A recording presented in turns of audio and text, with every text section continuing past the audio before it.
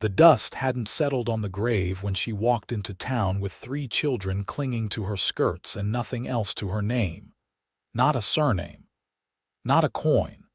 Not a single scrap of dignity that hadn't been stripped away by the man who had promised her everything and delivered nothing but shame. The rancher saw her first through the window of the feed store on the main street of Harlow Creek, Texas, in the spring of 1882. He saw the way she held her chin up even though her shoes were coming apart at the seams. He saw the smallest child, a boy no more than 2 years old, perched on her hip with his face pressed into her neck. He saw the older 2 children, a girl and a boy perhaps 7 and 5, walking on either side of her with the careful, cautious movements of children who had learned early that the world was not always safe. He stepped out onto the boardwalk, and that was the moment everything changed. Not because of what he saw, but because of what she said. She had walked directly to the sheriff's office, which shared a wall with the general store, and she had knocked on the door with a fist that didn't tremble. And when Sheriff Aldous Crane opened the door and looked at her with that practiced, dismissive expression that men in positions of minor authority had perfected across centuries, she had said 4 words that stopped the rancher dead in his tracks. "I need legal help." Crane had looked her up and down the way men looked at women they had already decided the worth of, and he had said, "What's your name, madam?" And she had looked straight back at him, this woman with the copper-brown hair falling in loose waves from a pin that was barely holding on, with the dark circles under her eyes and the determined set of her jaw, and she had said something the rancher would carry with him for the rest of his life. "I have 3 children and no name. My husband kept it from me in every legal document he ever filed. I am registered in the county of Bexar as wife of Thomas Calloway, no given surname of my own recorded. He died 6 days ago and left everything to a brother I have never met, and my children and I have nowhere to go and nothing to call ourselves." The silence that followed was the loudest thing the rancher had ever heard. Crane had started to close the door, and the rancher had moved before he even thought about it, crossing the dusty street in 3 long strides, putting his hand flat against that door before it could shut, and looking at the woman whose eyes had gone wide with something that wasn't quite hope yet, only the fragile precursor to it. "Take mine," he said. She stared at him. He stared back, and then, because the West was nothing if not brutally pragmatic, he clarified, "My name. Calloway is no use to you if it belongs to a dead man who used it as a weapon. My name is Levy Farrow. And I have a ranch 6 miles north of here with more empty rooms than I know what to do with. Whatever you need, madam, I am offering it." Her name was Genevieve Calloway, though she had been born Genevieve Crane, which was a separate and deeply complicated piece of information that would not emerge until later. And the sheriff in the doorway was not simply an indifferent public official but her husband's cousin, which explained the door closing very neatly. But in that moment on that dusty street in April of 1882, none of that was known. In that moment, there was only a woman who had been erased from the public record of her own life, 3 children who needed a meal and a bed, and a rancher with dark eyes and broad shoulders who had just made an offer that was either the most reckless or the most generous thing he had ever done. Even he wasn't entirely sure which. The story of how they had all arrived at this moment was longer and harder than either of them would share for a long time. Genevieve had been born 26 years earlier in San Antonio, the 3rd daughter of a family of modest means, and she had grown up understanding that a woman's greatest asset was her capacity to become invisible when required and indispensable when permitted. Her father had been a strict man, her mother a quiet woman who had perfected the art of endurance, and Genevieve had watched them both and decided very early that she wanted something different without quite knowing what that something might be. She had been 19 when Thomas Calloway came through San Antonio on a cattle drive, handsome enough and charming enough that her father had given his blessing before Genevieve had fully understood what she was agreeing to. Thomas had papers. He had land, or claimed to. He had a way of talking that made you believe in things that weren't quite real yet, but seemed only a step away from being so. What he had not mentioned was the brother. Edmund Calloway was 4 years older than Thomas and had been away in New Mexico territory during the courting, during the wedding, during the first 3 years of marriage when Genevieve had made a home in the small house on the outskirts of a town called Marfa, and learned to love a landscape that was all sharp light and hard angles. Edmund had existed in Thomas's conversation only as a vague reference, a brother back east, a brother who didn't come visiting, a brother who had different ideas about the land. She had not understood until Thomas lay dying of a fever that had come on fast and vicious in the night, burning through him in 3 days flat, that the land had never been Thomas's to give her. The deed was Edmund's. The house was Edmund's. The cattle were Edmund's. Thomas had been a foreman on his own brother's property, paying rent with pride and calling it ownership. The children had been born into a lie so thoroughly constructed that it had its own architecture. Clara was 7, with her father's dark hair and her mother's watchful eyes. Henry was 5, gap-toothed and serious in the way only certain 5-year-old boys manage to be serious, as though they have measured the weight of the world and found it heavier than expected. And baby James was 2, round-faced and still carrying the softness of infancy, too young to understand any of it and old enough to feel the fear in his mother's arms. Edmund Calloway had arrived the day after Thomas was in the ground, which told Genevieve that he had either been very close by or had been informed very promptly. And she suspected the latter because the lawyer who had drafted Thomas's will was also Edmund's lawyer and had been for 20 years. Edmund was not a violent man. He was something in certain ways worse. He was a precise man, a careful man, a man who had done everything correctly on paper and intended to continue doing so. He had shown Genevieve the documents with a kind of impassive thoroughness that made her feel like she was already part of the past tense. "The property reverts to me," he had said, sitting across the kitchen table from her in the house that was apparently his kitchen table. Thomas's portion of the family estate was never legally transferred. I was generous in allowing the arrangement to continue as long as it did. "You are leaving my children without a home," Genevieve had said, very quietly. "I am reclaiming property that was always legally mine," Edmund had said. "I will allow you 2 weeks. She had spent those 2 weeks doing what she could, which was learning, with cold and nauseating clarity, exactly how little she had. Thomas had controlled every financial transaction. Every legal document listed her as wife of Thomas Calloway, with no independent surname, because Thomas had, with a casualness that now revealed itself as something far more calculated, consistently filed paperwork in ways that rendered her legally adjacent to him, rather than legally herself. She could not claim even her maiden name without documentation from San Antonio that would take months to retrieve and require a lawyer she couldn't afford.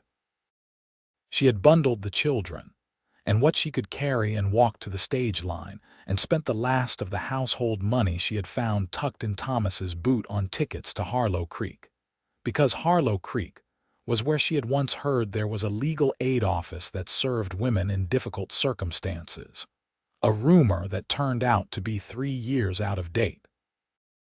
And that was how she came to be standing on the street in front of a sheriff who was closing his door on her, and a rancher who was holding it open. Levy Farrow was 32 years old in the spring of 1882, and he had been running the Faro Ranch alone for 4 years, since his father had died of a heart attack in the barn, and his younger brother had taken the insurance payout and headed to California with a woman named Pearl, and a set of ambitions that hadn't included cattle. Levy didn't fault the brother. He understood the pull of wanting something different from what you'd been handed. He simply happened to want exactly what he'd been given, which was 1,200 acres of good grazing land, a herd of 340 head, a house that needed more work than it got, and the particular kind of solitude that felt like peace on good days and like being buried alive on the harder ones. He had not been looking for a family. He had not been looking for anything except the supplies he needed at the feed store and possibly a new set of leather gloves if Haverfords had gotten any in. But he had looked out the window at the wrong moment or the right one, and something in the way Genevieve Crane Calloway held herself against the weight of everything had moved something in him that he hadn't known was there to move. She didn't say yes to him immediately. She wasn't that kind of woman. She looked at him for a long moment on that street with the children pressed around her and said, "I don't know you." "No," he agreed. "You are offering me your name. That is a considerable thing to offer a stranger." "It is," he said. "Why?" He thought about that honestly, which was a thing he did because it was the only way he knew how to think. Because that door just tried to close on you and those children, and it shouldn't have. And because I have a house with rooms. And because, he paused. Because my mother came west with nothing and built something, and she would have wanted someone to stand in the street for her if she'd needed it. That answer, of all the answers he could have given, was the one that reached her. She didn't trust him. She was clear about that from the first, clear in the way of a woman who had learned that trust extended too quickly became the rope they tied around your hands. But she agreed to come to the ranch for a meal and a night's rest, and to discuss what help might look like, and that was enough to begin with. The ride out to the Faro Ranch took 40 minutes in Levy's wagon, which was practical and not particularly comfortable but solid, and Genevieve sat in the front beside him with James on her lap, and Clara and Henry in the bed behind with the feed sacks. Asking questions about every rock and shrub, they passed with the restless curiosity of children who had been cooped up in grief and uncertainty, and were finally letting their minds breathe. Levy answered every question. He knew the name of each grass variety, the habits of the roadrunner that crossed in front of them, the particular shade of light that the afternoon put on the limestone outcroppings. He knew this land the way you know something you have grown up alongside, not as information but as relationship. Genevieve listened to him answer Clara's questions, and something in her chest shifted, very slightly, like a stone that has been sitting in one place so long you forget it can be moved. The ranch house was larger than she had expected. 2 stories, limestone and timber, with a wide porch running the full length of the front, and a cook fire still going from the morning. There was a bunkhouse 30 yards back where Levy's 2 hired hands, a man named Crockett who was 60-something and had been with the Faro family since before Levy was born, and a younger man named Otis who had come up from the Rio Grande 2 seasons ago, were presumably already done with the day's heavy work. Levy showed her through the house with a plainness that she appreciated, no attempt to perform hospitality or impress, simply the honest presentation of a space. The kitchen was large and functional.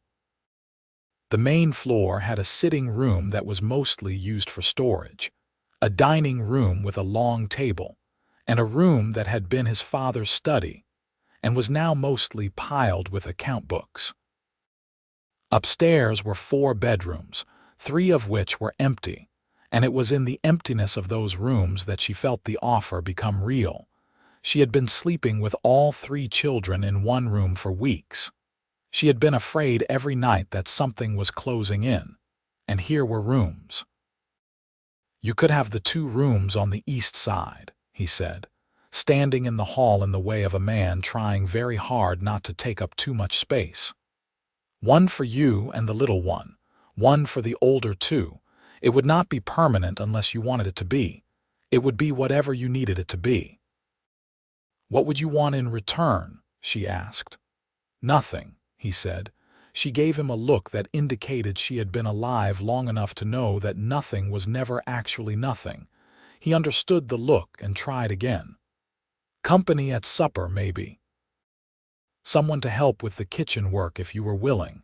I have not had anyone to eat with in 4 years. That's more honest. She nodded slowly. That is more believable. She stayed. The first 2 weeks were careful ones, navigated with a politeness that had sharp edges. Genevieve learned the rhythms of the house and the ranch quickly, because learning quickly was a survival skill she had developed over years. And Levy moved around her and the children with a deliberate respect that was not coldness but consideration.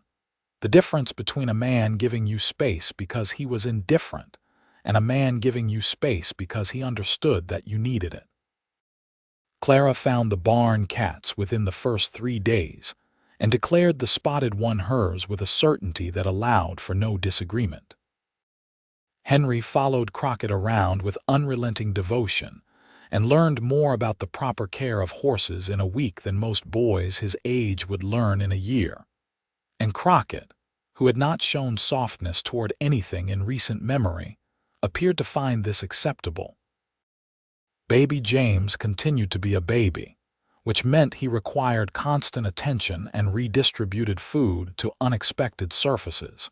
But Levy never once indicated that this was anything other than perfectly fine. Genevieve, for her part, took over the kitchen with the focused efficiency of someone who needed to justify their presence through work, which Levy recognized and did not comment on directly, but which he noticed. He noticed a great many things about her. He noticed that she read to the children every night from a battered copy of a collection of stories she had carried in her bag through everything, and that her voice changed when she read, became softer and more musical. He noticed that she was funny in a dry, understated way that surprised him every time, because she delivered it with such a straight face. He noticed that she was doing legal research in the evenings with a methodical intensity, writing letters to San Antonio, to the county courthouse in Bixar, to a woman lawyer she had heard of in Austin whose name was Caroline Morrow, because she was not waiting for rescue, she was engineering it herself. He noticed that she never cried in front of anyone. He suspected she cried at night, alone, and that was her own business, but it was the kind of suspicion that settled into your chest and stayed there like a weight. 3 weeks after her arrival, she came to him in the late afternoon when the light was going gold and long across the grass, and he was mending a section of fence, and she said, "I need to tell you something about the sheriff." He straightened up and listened. She told him about Aldous Crane. She told him that Crane was Thomas's cousin, which meant Edmund's cousin by extension, which meant that, when she had gone to the law for help, she had walked directly into the pocket of the family that was trying to dispossess her. She told him that a letter had come that morning from Edmund Calloway's lawyer informing her that Edmund was aware of her current location and requesting that she return to Marfa to sign documents renouncing any claim to the property. "They tracked me here," she said. "It was not a question." "Crane," Levy said. "Almost certainly." Levy set down the fence wire. He looked out across his land with the expression of a man who was rearranging things in his mind. Then he said, "They want you to sign something." "That means they're not entirely sure their position is as clean as they're presenting it." She blinked. "You understand legal matters. My father had a dispute with a neighbor over water rights for 6 years, he said. I learned enough." "What they need me to sign," she said carefully, "is a waiver of any marital claim I might have on assets acquired during the marriage." "What does Mrs. Morrow in Austin say?" She was quiet for a moment. She says that depending on how the original deed was structured and whether Thomas made any financial improvements to the property from shared household funds, I may have a legitimate claim. She wants to see the documents. Then send her the documents. I don't have all of them. Edmund has them. Levy was quiet for a moment. The cattle moved in the distance, a slow liquid drift of brown and red. I have a friend in Marfa, he said. Former cattleman, now runs the land office. His name is Samuel Vaught, and he is one of the most honest men I have ever encountered. If the deeds and marriage records were filed in Marfa, he would have copies. She looked at him with an expression that was almost painful in its carefulness, the look of someone who has wanted to hope and trained themselves not to. Why would you do that for me? Because it is the right thing to do, he said. And then, because he was trying very hard to be honest and this was the moment it required. And because I am angry on your behalf, and doing something useful about it is better than standing around being angry. She almost smiled. It was not quite a smile, but it was very close, and it did something to the space behind his sternum that he noted with the calm alarm of a man who has been managing his own heart for long enough to recognize when something has changed. The letter went to Vaught. The response came back in 11 days. Vaught had found the records and had a friend who was a notary, and, with the documentation in hand, Caroline Morrow could begin the legal process in earnest. In the meantime, Genevieve's situation in Harlow Creek needed addressing because Crane had apparently let it be known around town that the widow Calloway was a woman of questionable reputation, which was the oldest weapon in the oldest arsenal, and no less devastating for its antiquity. The wives of certain men in town had begun to look at her sideways when she came in for supplies, which she noticed with the practiced peripheral vision of someone who has always had to track how they are being perceived. She told Levy about this on a Wednesday evening in the kitchen after the children were in bed, and he listened to the whole of it without interrupting, and when she was finished he said, "I want to introduce you to some people." "What kind of people?" "The right kind," he said. The next Sunday he drove her and the children into town for the church service, which she had been avoiding out of exhaustion and a general wariness about community. And he walked into that church beside her in a way that was not theatrical but was completely deliberate. And he sat with her and the children in the pew, and after the service he introduced her to Reverend and Mrs. Halstead, who were decent people, and to Mabel Voss, who ran the lending library and who had a tongue sharp enough to cut glass, and used it almost exclusively in defense of people who needed it, and to Dr. Franklin Price, who was the town physician and whose opinion carried enormous weight because he was brilliant and almost completely indifferent to social politics. The whisper campaign did not evaporate overnight, but it began to lose its certainty. Levy noticed, walking back to the wagon after that service, that Genevieve had relaxed by some small but perceptible degree, the way a person does when they realize they are not entirely alone in a hostile landscape. And she turned to him and said, "You did that on purpose." "I introduced you to people I respect," he said. "You introduced me to the people whose opinion shapes this town." "I introduced you to people who will see you clearly," he said. "What they do with that is up to them." She looked at him for a moment with those careful eyes that were learning slowly to stay open a little longer. "Thank you," she said, and it was different from the previous thank yous, which had been polite. This one had weight. The legal case moved forward through May and into June, with the grinding slowness of legal processes in 1882, which were not fast under the best circumstances, and were actively obstructed when there was a Calloway cousin in the county sheriff's office. It was not a clean case, but it was a case. In the meanwhile, There was the ranch and the days and the particular intimacy of shared domesticity that no one had adequately warned either of them about. It happened in accumulations. In the habit of morning coffee on the porch before the children were awake, where they talked about the day's needs and the state of the herd and occasionally larger things.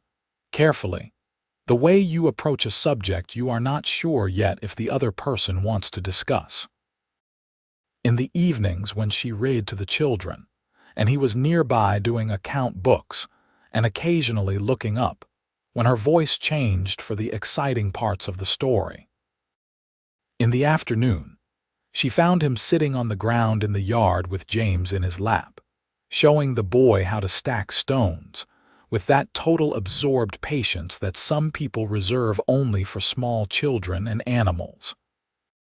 She stood in the doorway and watched that for a full minute before she moved away, because something about it was almost too much to look at directly.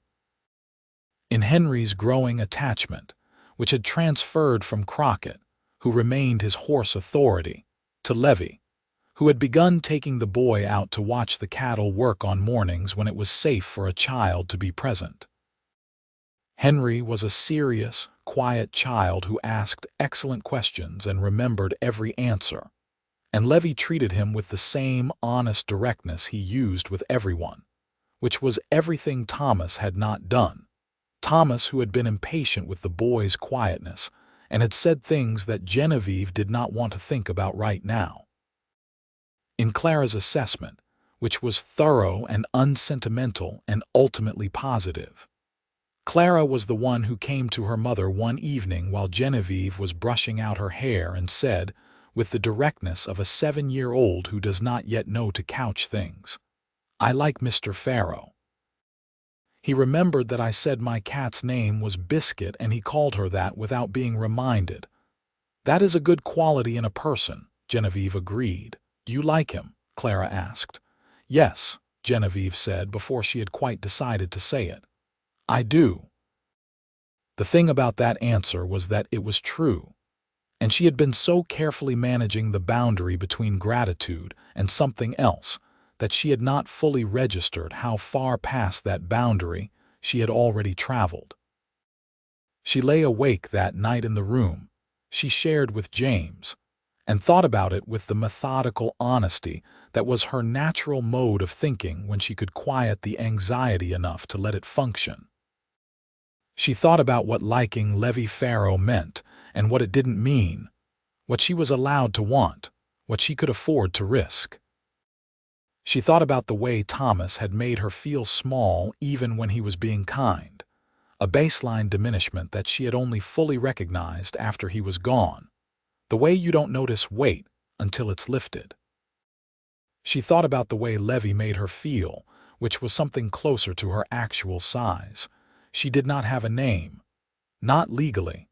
Not yet. She was in the middle of a legal case that might not resolve cleanly.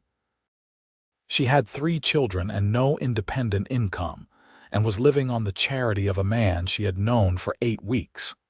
This was not a situation in which a person should be developing feelings. She felt them anyway.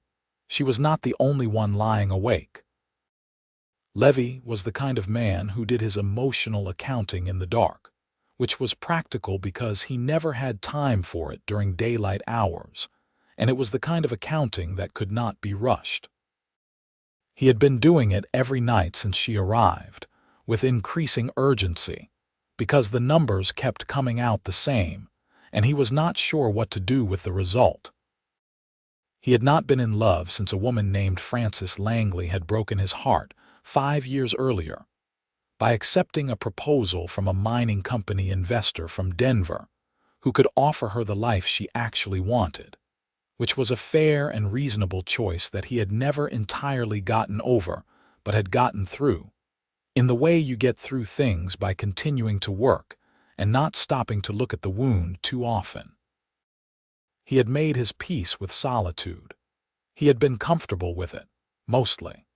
And then a woman with copper-brown hair and 3 children and no legal name had walked onto his street and every carefully maintained piece had rearranged itself into something it was not comfortable to be. The problem was not that he was falling in love with her. He was clearer on that than he wanted to be. The problem was that she was vulnerable in ways that made any declaration from him potentially a power imbalance. She was dependent on him for shelter and protection at the most difficult time of her life. He had watched his father's generation use exactly that dependency to extract all kinds of things from women who had no other options, and he would rather have eaten the fence wire than be that kind of man. So he waited. He kept the friendship clean and the respect genuine, and he waited for the situation to shift into something more equal. And in the meantime, he was patient with a thoroughness that cost him more than anyone knew. The shift came in late June, and it came from Edmund Calloway. Edmund, apparently deciding that legal machinations were taking too long and possibly under some pressure of his own that none of them had been aware of, made a mistake. He sent Crane to the Faro Ranch with a deputy named Garrett and a document that claimed Genevieve had outstanding debts owed to the Calloway estate. The debts were fabricated. This would later be provable. But in the moment, Crane arrived at the Faro Ranch on a Tuesday morning when Levy was working in the far pasture, and Genevieve was in the house with the children. And Crane and Garrett presented these false debt papers and told Genevieve she was required to come with them to the sheriff's office to address the matter. She knew it was a trap. She knew it in her bones, in the particular cold clarity that comes when someone you already don't trust shows up with official-looking papers, an official-sounding language designed to frighten you into movement. She did not go with them. She said, very calmly, "I will need to contact my legal representative in Austin before I respond to any claims of this nature. Please leave those documents with me, and I will have a response through proper legal channels within the week." Crane's expression shifted into something that made her grip the edge of the counter behind her back where they couldn't see her hand. "This isn't the kind of thing you delay on, Mrs. Calloway," he said. "Then it would be best if you didn't waste time here and allowed me to reach my legal representative as quickly as possible," she said. They left. But Garrett looked back at the house in a way that she didn't like. She sent Crockett to get Levy from the pasture before the sound of the horses had fully faded. Levy rode back at a pace that made it clear Crockett had communicated the urgency correctly, and he listened to what had happened with the kind of very still attention that in certain people precedes action and in others precedes explosion. In Levy, she was beginning to understand it preceded careful strategy. "Write to Caroline Morrow tonight," he said. "Tell her exactly what happened, the names, the date, everything. That document they showed you is almost certainly fraudulent, which means they just showed their hand. You think this helps us? I think a sheriff presenting false debt documents is a criminal act," he said. "And Caroline Morrow in Austin with access to the state attorney's office is considerably more dangerous to Edmund Calloway and Aldous Crane than either of them has accounted for." He was right. He often was about practical things in the way of someone who had spent years making decisions based on what was true rather than what was convenient. But there was more to it than the legal strategy. He looked at her across the kitchen table, the letter-writing materials spread between them, and said, "Are you all right?" It was a simple question. It was the way he asked it that was not simple at all, with that full, direct attention that felt like being seen rather than looked at. "I am managing," she said. "That wasn't what I asked." She stopped. She looked at her own hands on the table. "No," she said. "Not entirely. I am angry and frightened, which I hate being frightened. I have been frightened for months and I am very tired of it." "That is completely understandable," he said. "Is it? I walked into this. I went to Harlow Creek specifically. I could have gone anywhere." You went where you heard there might be legal help, he said, based on information that was 3 years out of date through no fault of your own. You made the best decision you could with what you had. That is not walking into something. That is surviving. She looked at him then with an expression that was new, something she hadn't shown him yet, a softness that wasn't vulnerability but rather the opposite, the kind of softness that comes from strength that has been recognized. Levy, she said, and it was the first time she had used his given name without it feeling like a deliberate decision. Just his name, naturally, the way you say the name of someone who has become part of your landscape. Yes, he said. I don't want to be a problem you solve, she said. I want to be someone you actually, she stopped. Actually what? He said. The kitchen was quiet. James had gone down for his afternoon sleep. The older children were in the yard. The light was coming through the window at the angle it came at 2 in the afternoon in June in Texas, which was a particular kind of honey gold that made everything look like something important was about to happen. I don't know how to do this, she said. I have been managing everything with both hands for so long that I don't know how to put something down and let it be something else. He understood what she was not quite saying. He was very careful with it. You don't have to do anything, he said. You don't have to put anything down or change how you're managing. I'm not going anywhere. I'm not running out of patience. But you, she stopped again. Yes, he said, and that was the only answer to the question she hadn't finished, and somehow it was exactly sufficient. She reached across the table and put her hand over his. It was a deliberate gesture, completely unlike her accidental use of his name, very considered and very clear. He turned his hand over and held hers. They sat like that for a long moment in the June light. Neither of them said anything else because neither of them needed to. And then baby James woke up from his nap and called out from the bedroom, and the moment completed itself and moved into the next one, which was ordinary life, which was also, it turned out, enough. The legal case came to its resolution in August, and it was not clean, but it was sufficient. Caroline Morrow had indeed proven formidable. She had taken the fraudulent debt documents to the state attorney general's office in Austin, which had resulted in an investigation into Aldous Crane's conduct that was deeply uncomfortable for everyone in the Calloway family circle. More practically, she had established through meticulous documentation that the household accounts during Thomas and Genevieve's marriage had been funded by cattle sales that included animals purchased before Edmund's supposed sole ownership was established, creating a legal entanglement that Edmund's lawyers assessed as more expensive to fight than to settle. Edmund Calloway was many things, but he was above all a man who did not like to spend money on uncertain outcomes. He settled. Genevieve was awarded a cash settlement from the estate that was not enormous but was meaningful, enough to stand on her own feet for a period of time, enough to have a choice. She was also able, through the documentation that Morrow had assembled from San Antonio records, to establish her legal identity as Genevieve Ann Crane, her birth name, restored and recorded correctly. She had a name, her own name. She had sat in Levy's kitchen with the documents in front of her and run her finger under the words, Genevieve Ann Crane, and felt something return to her that she hadn't known was still recoverable. She told Levy that evening, and he said, "That is what you were always called." "In a way," she said. "Yes." There was a conversation that needed to happen after that, and they both knew it, and they had it on the porch in the evening with the September stars beginning to come out, which in Texas in September are considerable. She had a name. She had money. She had options. She was no longer dependent on his roof and his generosity as a matter of survival.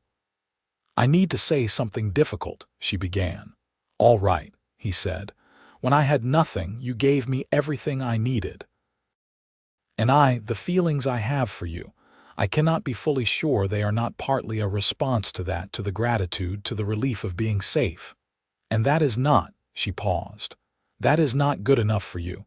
You deserve someone who knows the difference." He was quiet for a moment. "And do you know the difference?" "I think so," she said.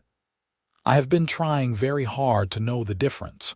The gratitude is there, yes, it is enormous, but it is not." She looked at him steadily.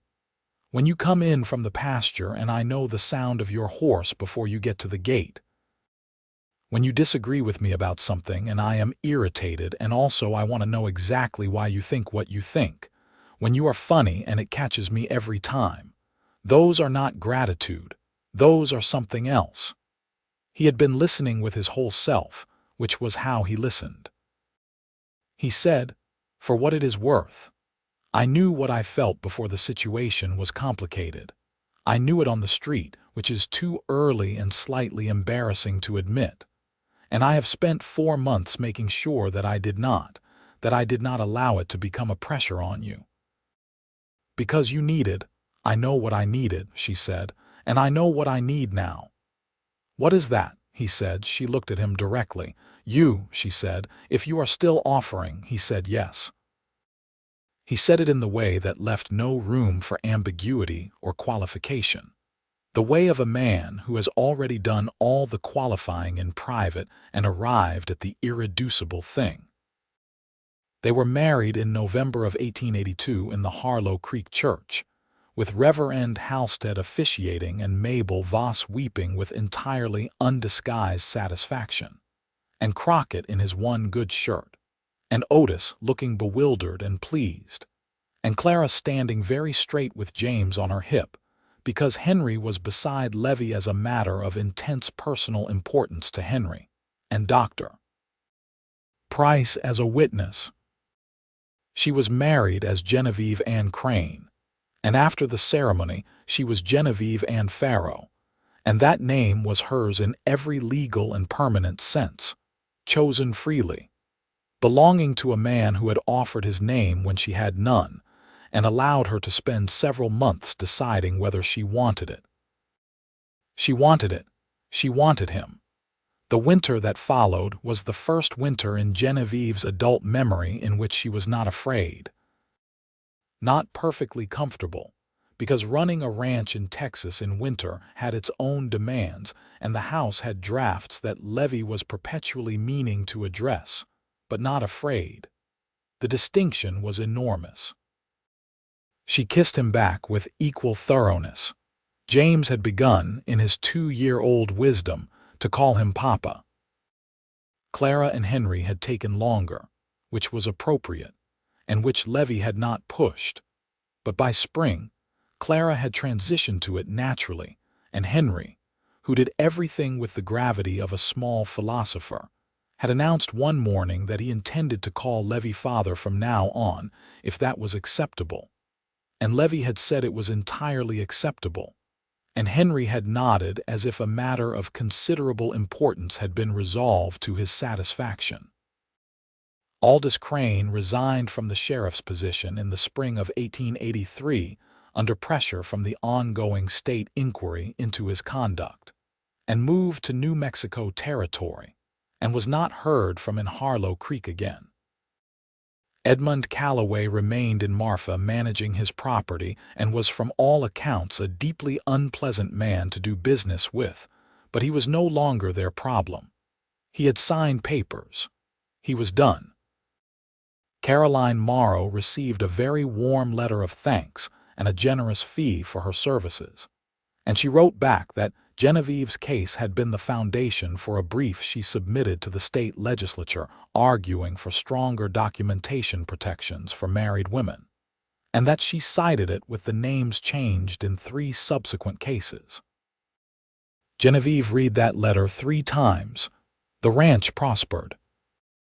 Levy had always been good at ranching, but there was something that happened to a man when he had people to work for that was different from working for abstract purpose. And that difference showed in the attention he gave the herd and the land, and the plans he was making for the next year. He brought Genevieve into those plans completely, sitting with her at the kitchen table over the account books in the evenings. Not because he needed to, but because she had a mind for numbers and strategy that was genuinely useful. And because he respected her intelligence in the active way of a person who recognizes a quality and makes use of it, rather than just admiring it. She had ideas about diversifying the ranch income, based on things she had observed and conversations she'd had with Mabel Voss and others. A kitchen garden scaled for market, taken to town on a weekly basis. A small dairy operation, 2 or 3 cows, selling milk and butter to the households in town that had no means of production. These were not cattle-adjacent ideas, and Levy turned them over seriously and said yes to both.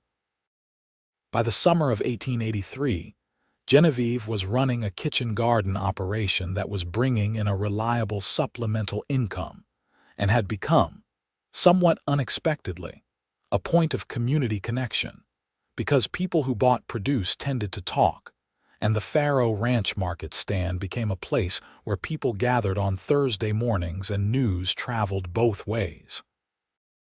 She was building something. They were building something together.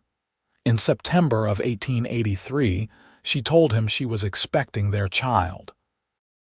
He was in the middle of patching the porch railing when she came out and told him, and he set down the tools with the careful precision of a man managing a strong feeling, and he looked at her and said, "Are you well? How are you feeling?" "I am well," she said. "Tired mostly. Happy." "Are you?" "Happy? Yes," she said. "It continues to surprise me." He came to her and held her face in his hands, which were large and weathered and very gentle, and said, "It does not surprise me. You are always going to build something worth being happy in. I am only glad I am here for it." She leaned into him, and he put his arms around her there on the porch in the September afternoon. And she thought about the distance between that morning in April of the previous year, when she had knocked on a sheriff's door with nothing in the world, and this afternoon with his arms around her, and the sound of her children in the yard and the land spread out all around them. And the distance was so great it was almost impossible to measure.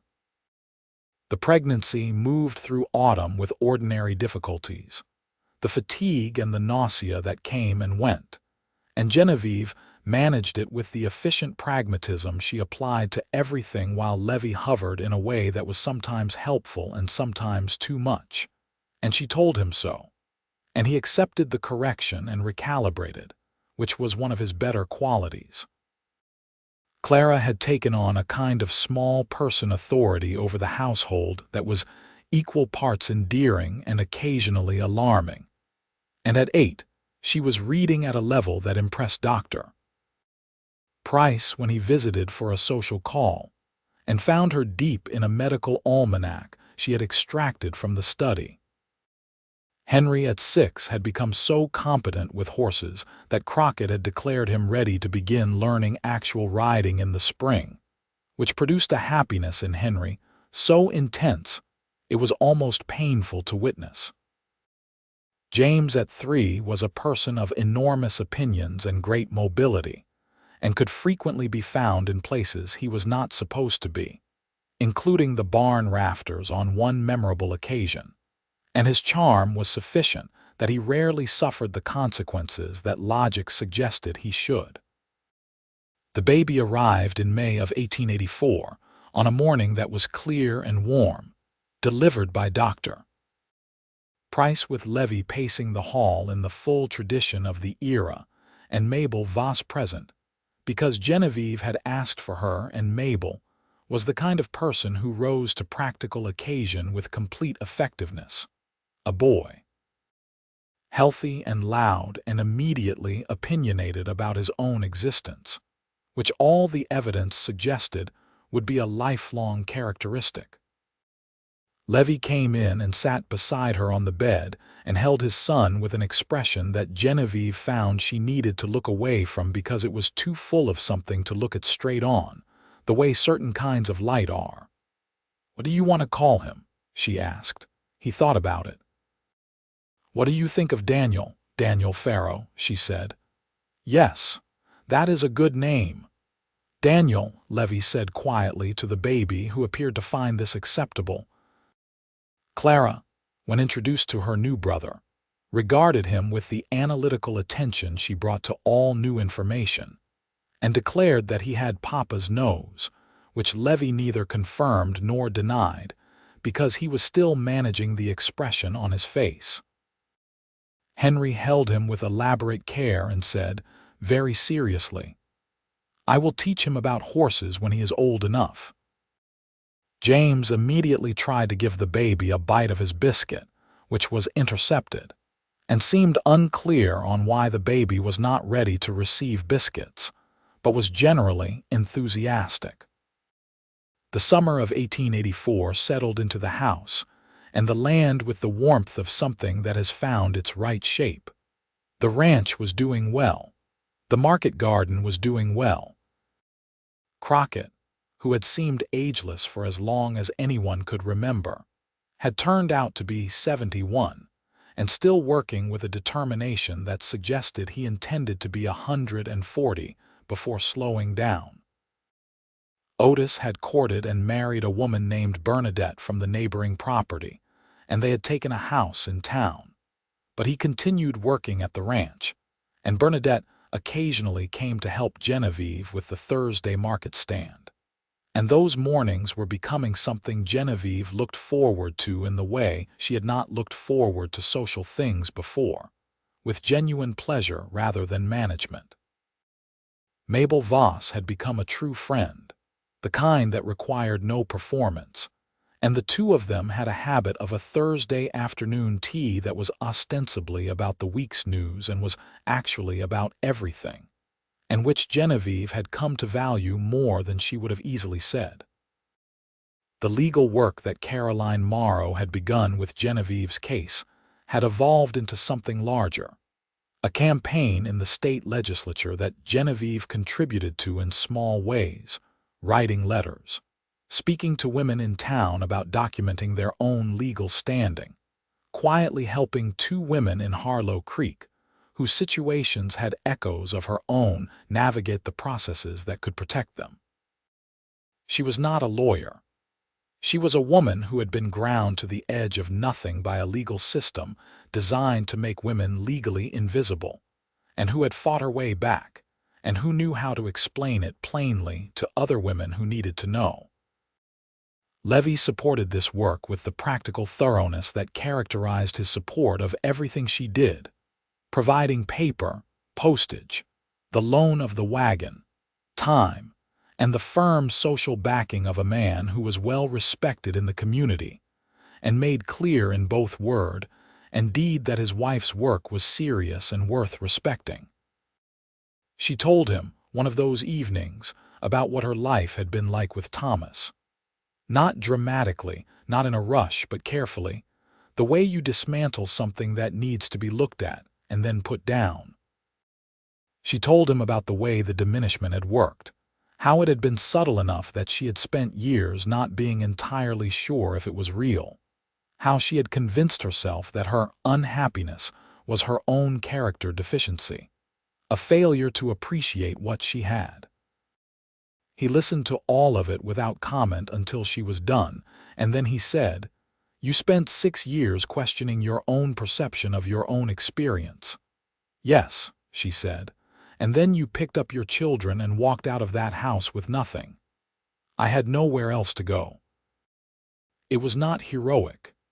It was completely heroic, he said, with a matter-of-factness that did not allow for argument. She looked at him across the lamp.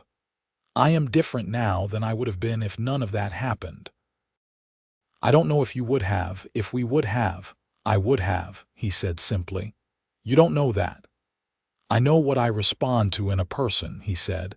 "It is not circumstance, it is character. You would have had the same character in any circumstances." She thought about that for a long time after they went to bed.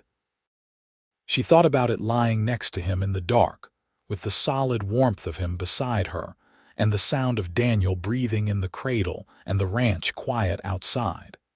and she thought that he was probably right. And that being known that clearly and accepted that completely was a thing she had not understood was available in the world.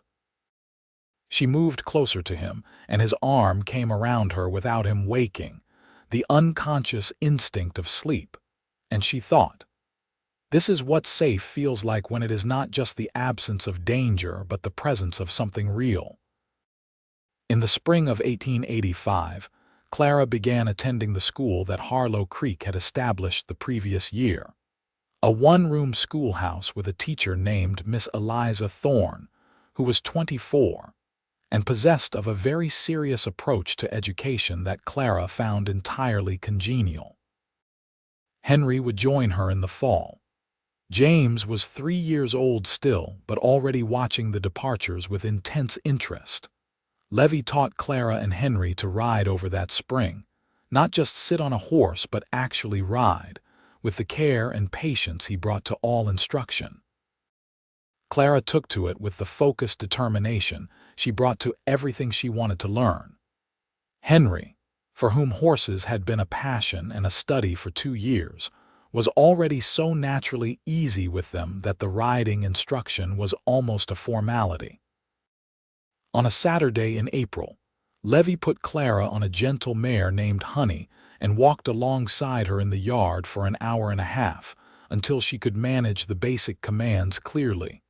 And when she brought the horse to a neat stop at the fence and looked at him with a 7-year-old satisfaction, he said, "Well done, Clara. You have good hands." Clara appeared to find this the correct response. On that same Saturday, Genevieve watched from the porch with James on her hip and Daniel in her arms, the particular fullness of that image, her children learning the land they were going to grow up on, from a man who had given them his name and his roof and his patience, and, she was completely certain, his heart. She thought about the afternoon in the kitchen when she had said if you are still offering, and the way he had said yes without hesitation. She thought about a woman with nothing, knocking on a door that was closing, and a man stepping off a boardwalk. She thought about what it meant that the things she had been most afraid of, dependence, need, vulnerability, had been the door through which something she hadn't known to want had come. She was not the same woman who had walked into Harlow Creek in April of 1882. She was larger than that woman. More herself, not less.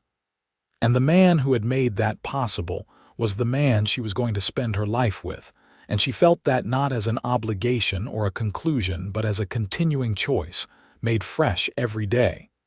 That evening she told him so. They were on the porch again, which had become their habitual talking place, the children in bed, the night warm enough for it, the stars doing their usual extravagant Texas business overhead. "I want to say something to you," she said. "All right," he said in the way he always said that, fully ready to receive whatever came. "I choose this," she said. "I want you to know that it is a choice, every day. Not because I have to and not because I owe you and not because there is no alternative, but because this is the specific life I want, with you in this house, on this land, with our children, and I would choose it again from any starting point." He was quiet for a moment. "Genevieve," he said, and the way he said her name was the way you say the name of the most important thing. "Yes," she said. "I have been choosing it every day since April of last year," he said. "I am very glad you caught up." She laughed, which startled her because she hadn't expected to. And then she was still laughing when he kissed her, which he said afterward was a new personal achievement. The years continued to build on themselves in the way of good years, adding weight and texture rather than simply passing. Henry, at 12, had become something of a legend among the local ranchers for his ability to read cattle behavior, a skill that had begun with Crockett's patient teaching and developed into something that was genuinely unusual, an almost intuitive understanding of what a herd was going to do before it did it. Men twice his age would ask his assessment. He received this with the same gravity he brought to everything and answered plainly, without embellishment, which increased rather than diminished the respect. Clara at 14 had declared an intention to become a teacher, or possibly a lawyer, and was pursuing both possibilities simultaneously by studying everything available and writing letters to Caroline Morrow in Austin about the requirements for women's legal education. And Morrow, who had by this point a warm correspondence relationship with the whole Farrow family, wrote back with detailed information and encouragement. James at 8 was chaos made human and entirely lovable, with a gift for friendship that meant he was never without companions and an energy level that showed no signs of diminishing with age. He had also, somewhat unexpectedly, developed a passion for baking, which he pursued in the kitchen with Genevieve on rainy days and which produced results ranging from excellent to structurally concerning, but always enthusiastic. Daniel at 4 was a solid, thoughtful child who had his father's dark eyes and his mother's capacity for quiet observation, and who had attached himself to Clara with the uncomplicated devotion of a small sibling for a competent older one. Levi was, at 37, more content than he had ever been in his life, and he knew it in the clear, direct way he knew things, without needing to dress it up. The ranch was the most successful it had been in the family's history. His children, all 4 of them, and he thought of them all 4 with equal simplicity, were healthy and different from each other in the ways that made a family feel alive rather than monotonous. And his wife was Genevieve, who was more interesting at 31 than she had been at 26, and would certainly be more interesting still at 40. And who argued with him when she thought he was wrong, and was usually right, and who had, at some point in the previous years, become so entirely woven into the texture of his daily experience that trying to imagine his life without her was like trying to imagine the land without the sky. He told her this one evening, badly, stumbling over the metaphor. She listened to him work through it with a patience that was also amusement, and when he had finished she said, "That is the most complicated way I have ever heard someone say I love you." "I love you," he said, more plainly. "I know," she said. "I love you too. That was also very clear." "Was it?" "It has been clear," she said, "for a long time." In the autumn of 1887, Genevieve was 31 years old, and she and Levi discovered, with the particular combination of surprise and deep pleasure that attends such news when it arrives in a life that already feels full, that another child was coming. She told him early in the morning when the house was quiet, in the kitchen over the first coffee of the day, and his face went through several expressions in rapid sequence before settling on something that was entirely joy. "Are you well?" He asked first because that was always his first question. "I am well," she said. "I am very well." "Then I am," he stopped, rearranged. "I am very glad." "Yes," she said. "Yes," he said, and meant everything. The news was received by the children with varying registers. Clara, at 16 now and increasingly sophisticated in her understanding of the world, was warm and genuinely happy. James, at 10, said thoughtfully that there were a lot of them now, and was this on purpose, and was told yes, and seemed to find this satisfactory. Henry, at 13, produced a slow smile of the kind that transformed his serious face completely. Daniel, at 4, understood only that something was happening that was making everyone happy and responded to it accordingly. The baby arrived in March of 1888. A girl this time, with Genevieve's copper-brown hair appearing from the very beginning, and with a voice that indicated she had strong opinions about her own arrival, which seemed fitting. They named her Eleanor. Eleanor Rose Farrow, and from the first She was universally adored in the way of babies who arrive into families that have already established the practice of love and simply expand it. Levy held her in the first hour of her life, and Genevieve watched him from the bed where she was exhausted and luminous, and thought about a man who had offered his name to a woman who had none, not knowing what he was beginning, not knowing that this was where it would lead. 5 children and a house full of the particular noise and warmth that means life is genuinely being lived. She thought about the word surrender, which she had always understood as a form of defeat, and how it had become clear over the years that there was another kind. The kind where you surrender not to defeat, but to connection, to the terrifying and transforming act of being known and choosing to be known more fully. She had thought that first year that she was protecting herself by keeping parts of herself back. She had been wrong. The keeping back was the risk. The opening was the safety. She looked at Levy with the baby in his arms and the morning light coming through the window of their bedroom in the house that was theirs on the land that was theirs and said, "I would do it all again." He looked up at her. "All of it," she said, "even the terrible parts. Because they are how I got here." He came and sat on the edge of the bed and she leaned against him and he held a leaner between them and he said, "I would do it all again too, from standing in the feed store window." "You were standing in the feed store window," she said. "I was," he said. "I had gone in for gloves." She laughed. "You never mentioned the gloves. It seemed like the least important detail. Did you get them?" "No, I forgot entirely." He considered this. "I still need gloves." She laughed again, and Alina, as if responding to the sound, opened her eyes for a moment and looked at the both of them with the ancient, assessing gaze of the newly arrived. "Hello," Genevieve said to her daughter.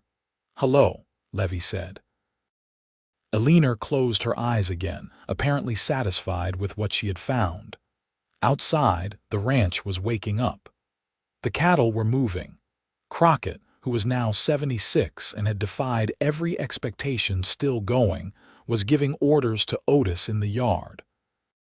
Clara was helping Henry with something at the barn. James was somewhere, presumably, doing something that would be discovered later. Daniel had been collected by Clara and was visible from the window, toddling along with her in the direction of the garden.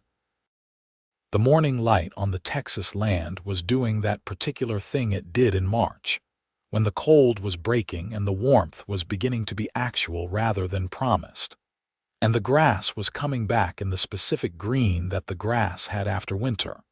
And it was the kind of morning that reminded you why people crossed continents and mountains, and endured everything they endured to get to a place and build something.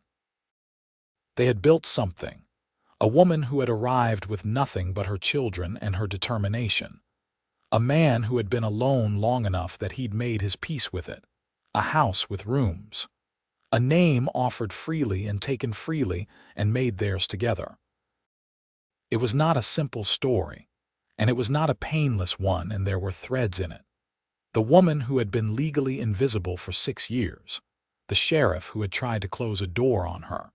The system that had made Thomas Calloway's cruelty possible and easy, that had not fully resolved because those threads went beyond any one life and required more than one story's worth of work. But in this house, on this land, on this morning, Genevieve Farrow held her newest daughter and leaned into her husband and knew with the clarity of something fully arrived at that she was home, not in the sense of a place to stay, but in the sense of having become herself completely, having built around herself a life that was actually hers, with a man who had seen her clearly from the beginning and never asked her to be anything other than exactly what she was. Levy pressed his lips to her hair and stayed there. The morning continued on outside the window, the ranch alive with all its ordinary urgent demands, and inside the room everything was still for just a moment longer. Then Alina made a sound that indicated she had opinions about stillness, and Genevieve smiled and held her closer, and Levy got up to tell the children. and the house filled with the sound of people who love each other moving toward the same center. And it was, in every particular, enough. It was, in every particular, everything.